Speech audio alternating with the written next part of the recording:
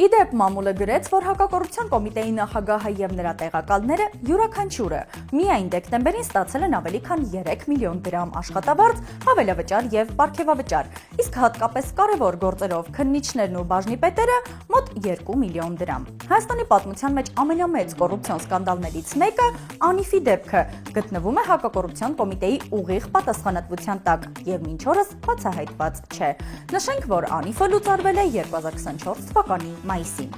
Այդ նախագծով փոշիացվել է պետական բյուջեից շուրջ 60 միլիոն դոլար։ Անգամ լուծարումից եւ 60 միլիոնի մսխումից հետո պետական բյուջեից Անիֆին կրկին 100 միլիոնավոր դրամներ է տրամադրվել շահութահարկ եւ այլ հարկեր վճարելու համար։